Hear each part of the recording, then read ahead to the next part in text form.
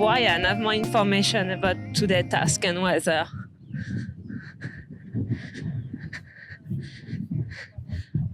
Hi, Brian. Hello, Claire.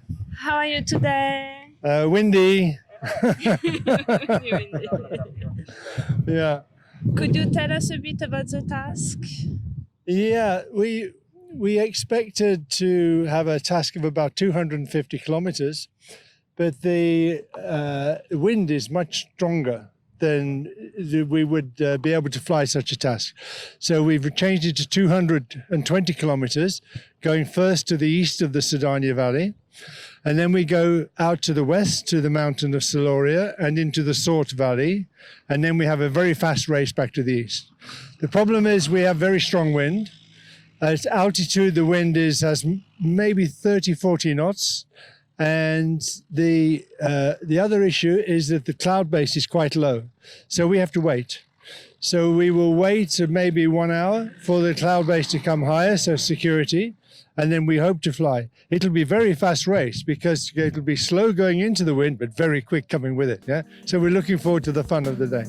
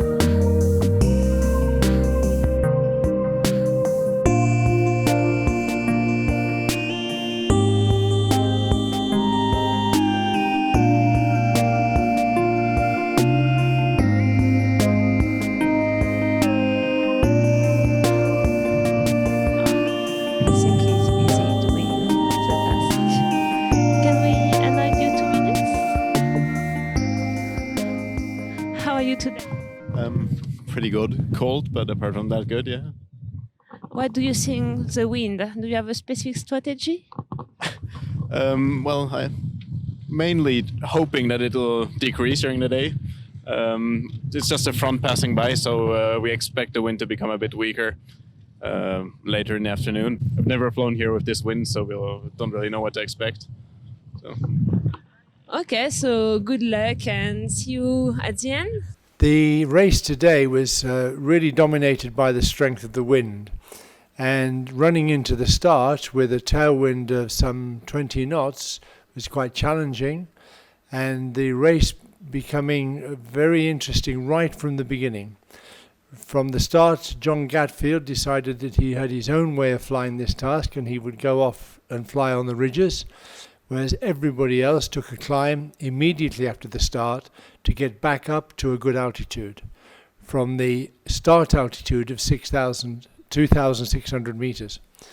And we can see here that most people stayed together except John and Gilles Navas, who ran away on the first leg. The second climb, which was taken by the majority of competitors, was on the end of the Carlite Mountains. And whilst they were climbing up, John and Gilles were still running along on the ridges into the turning point at Montlouis on the eastern end of the Cerdanya Valley. We saw this group stay together quite well for all of the first leg, and only John and Gilles were pushing away. But as they came towards the turning point, already Thilo was pulling away a little bit, but the group was pretty much the same altitude and together, and nobody wanted to break out of the group and move on in front. Except Louis, who decided to go off to the south side, but very quickly realized it wasn't such a great idea, and came back to join the main group on the second leg, heading into wind towards the Siloria Mountains. John kept pushing and pushing, whereas everybody else climbed up to 2,900 meters on the Carlit, and they were taking a good altitude to pass over to Caravassa Mountain. It continued the same for the whole of this leg, with John and Gilles pushing ahead, John always low, always on the ridges, and never really stopping to climb. Whereas everybody else decided to take a much higher strategy, with Thilo and Sebastian very quickly finding each other and staying at more than 2,500 meters to take a much higher route and a much more leisurely and conservative route. That group stayed together all the way to the turning point at Maniga, with an important climb on the Laravassa mountain. And we can see here that Thilo left that climb first to push on to the turning point. At this second turning point was critical to the race.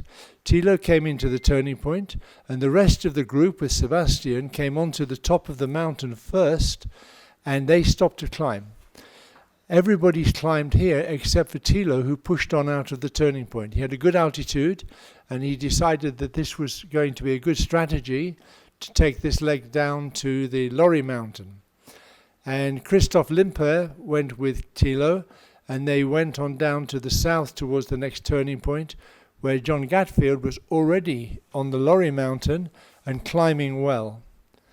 Thilo pushed ahead, 4 or 5 kilometers ahead before they reached the mountain, and he didn't stop in the thermal with John Gatfield. He flew through the thermal on the mountain and went straight into the turning point. Meanwhile, the entire group that had stayed together was still cruising at a much higher altitude and coming in towards the Lorry Mountain. By the time they got there, Thilo was already round. He was round, back into the lift, into wind turning point. He'd come back, and now he was climbing away. And Sebastian passed Thilo 200 meters above him, but still had to go to the turning point. Thilo found a very good climb, one would expect, on the Lorry Mountain, and was climbing well at this point as everybody else in the gaggle passed going in. This was to prove an absolutely critical point, because now we had a 20-knot tailwind, and it was going to be obvious that whoever was highest here was going to be able to run best on the next leg. By the top of the thermal, Thilo had climbed to 2,900 meters, and Sebastian was still at about 2,500. He'd gained 200 meters just with this one very clever tactic.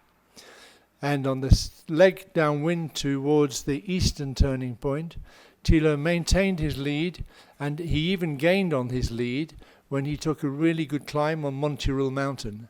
Meanwhile, John Gatfield was still ahead. He'd still pushed low all along the ridges, flying extremely well, and he took a climb to the north side of the Cerdanya Valley up to about 2,800 feet. Thilo took this climb to 3,000 meters. This was the final glide climb. Sebastian, he came in and only climbed to about 2,500 meters by the time Thilo left. It was all game over, really. Thilo was pushing ahead, always 5 or 6 kilometers ahead, and always with some altitude to spare.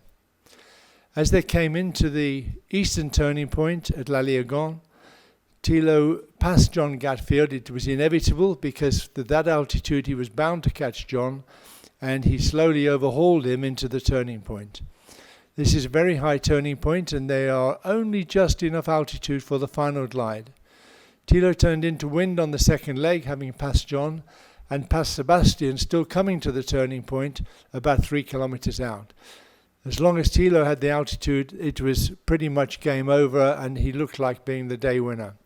John stayed with him, always a little bit lower and always a little bit slower. Thilo crossed the finish line with a little bit to spare. He didn't have to push it at all to the finish line. He was closely followed by John, who was very nearly caught by Sebastian. Unfortunately, John, he finished second, but he didn't take the short turning point correctly, and so he was outlanded, and the result of this is that Sebastian was second overall. Second on the day, and the 2 points behind Thilo for the day's race. The fight that took place for the third and fourth place was quite interesting. Sebastian finished well, and it was a good speed and with a good margin of altitude. The next group was led by Didier House, and Didier was well away in front of everybody else, followed by Christophe Limper, who was in 4th position. Next we had Peter Krajcek and Maximilian and Louis. Peter managed to pass Louis just before the finish line, and Peter and Maximilian fought it out for the coveted 5th place. And we can see here that Peter just managed to pull ahead by a fuselage length, crossing the line just before Max for 5th position, Max taking 6th position, and Louis taking 7th position. All this makes quite a difference to the overall results. The last ones in the points were Gilles and Gintas, and we can see that Gilles was actually a little bit behind Gintas, but the penalties soon changed that. Gintas finished beforehand, but he got a 14-second penalty, which put him into 9th place. Adam was just out of the points, coming in 10th. Congratulations, Tilo. The cuckoo was right. This morning I heard a cuckoo and it cuckooed 10 times. Oh yeah, it was a great race. Yeah. Yes, so tell us everything. Well, at the start, it was difficult to make the altitude, but then at the end it was not such a problem. And knowing that I was well ahead of everybody else, took it very easy. Took 3 meters all the way to the top. Enjoyed everything. And then I saw suddenly Yankee Oscar, and I was very happy that somebody else was in front. He was lower, so I was sure I could catch him. So the distance of point is even bigger. So I'm quite happy. It's no good. I missed the turn at Sort by 0.2 of a kilometre. I was 20 kilometres back, and I thought, why is the height that I need going up so much? Oh my God, I'm still going to Sort. So a fantastic day. I'm really pleased with how I flew, but I probably won't get any points because... So, Sebastian, was a tough race. Yeah, it looked tough, and on the beginning I wasn't lucky to be on the start line on time, but it was probably a good way because the first leg was a little bit difficult, and flying behind gliders you could see what's going on.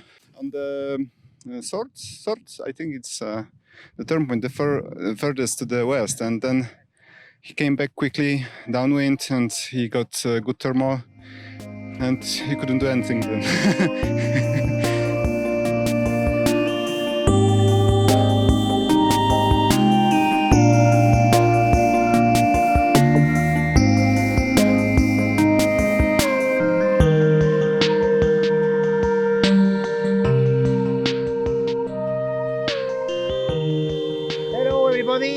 We are in the 5th race of the Grand Prix and the prize giving in La Cerdanya.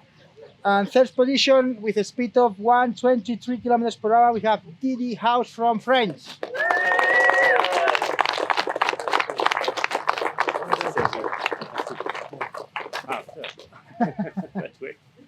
In 2nd position, we have Sebastian Kawa from Poland. Poland, thank you.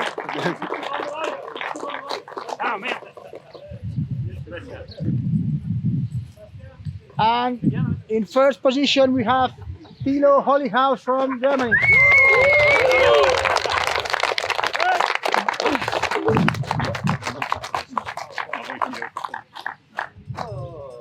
Okay.